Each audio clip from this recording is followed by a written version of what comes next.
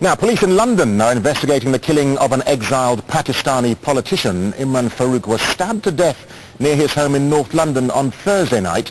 He'd been a prominent member of the Muttahida Qawmi movement, or MQM, that's Pakistan's fourth largest political party. Pakistan's Prime Minister Yusuf Gilani has called his death an assassination. Well, in a moment we'll be getting reaction from Pakistan, where Mr. Farooq's killing is headline news there. But first, we'll get the latest from London and our correspondent there, Alan Fisher. Alan, what more can you tell us about this killing, and where are the police now with their investigation? Well, this is where the murder took place, just on the street down on the left there. You can't actually see the house because of the trees, but the forensic teams have been here since late yesterday afternoon. That was on Thursday, when neighbours in this street reported sounds of a fight. When the police arrived, they found Imran Farooq had suffered severe head and body wounds inflicted by a knife, and so a murder inquiry was launched. That inquiry is now being handled by the Metropolitan Police's SO15 squad, which is attached to the anti-terrorism unit, and at this stage they're saying they can rule nothing out, including the fact that this murder may have been politically motivated. Now, the forensic teams have been carrying out fingertip searches around the murder scene. They've also been checking in every single bin in the street, which would suggest at this point the murder weapon has not been found. Now, in the last couple of hours I've been speaking to someone who knew Imran Farooq very well, was also a member of the MQM, and he said he wasn't aware of any specific threat against the exiled politician. We did not feel at otherwise we would not have or living, or he had not lived a carefree life. We always had concern, and there was always existed a threat to the life of Mr. Altaf Hussain, but not our leader, but not us. And we never thought that this could happen. Truly, we never thought that this could happen in the UK. We are in a state of shock.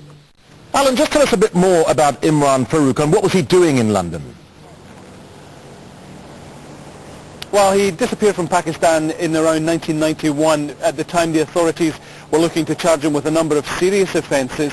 He reappeared here in London in 1999, applied for political asylum, said that the charges that had been raised against him in Pakistan were politically motivated. He won his right to stay, so he was here. He had been granted leave to stay because of political asylum, and had made his life and was still working through the MQM, still making political statements back to Pakistan. Now, we know that a number of Pakistani politicians have used London as a base before. Benazir Bhutto, after she left and went into exile, she was here for a long time. Pervez Musharraf, the former president, he's currently in London and thinking of launching a new party. We're told that's going to happen here in London in the 1st of October. So this has become almost like an alternative power base, because the politicians know that they can tap into the large Pakistani exile community. They can also attract big donors here from people who have made money while operating in Britain. So that's why London becomes such an important part. But as you heard the politician from the MQM say, they always thought they were safe here. Well, they don't think that now because of what happened in the suburban streets in North London almost 24 hours ago.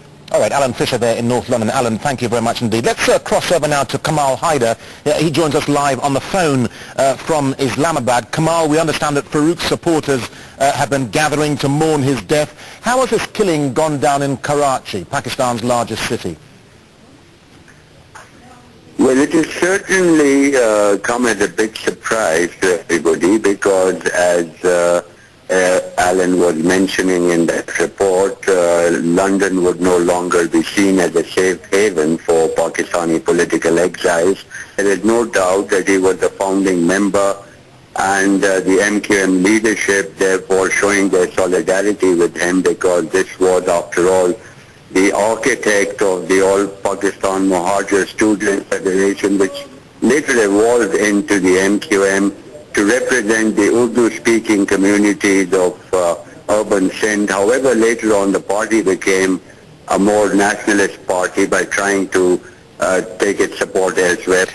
Just give us a sense, Kamal, of what's happening now in Karachi as they mourn his death. What's happening there on the streets?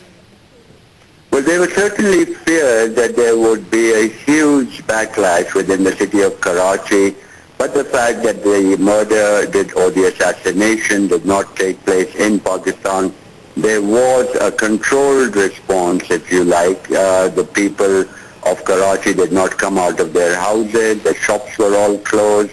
The security forces were out in numbers, but the mood was that of mourning, despite the fact that there were certain incidents of burnings of buses and trucks. Most of the atmosphere was mourning, and of course his body was now, according to reports here, his body would now be brought back to the city of Karachi for burial. So indeed, surprise and dismay in Karachi, because the troubled times for Pakistan, the political leadership of the MQM would not be feeling any safer tonight because of what happened in London. All right, Kamal Haider on the phone from Islamabad. Kamal, thank you.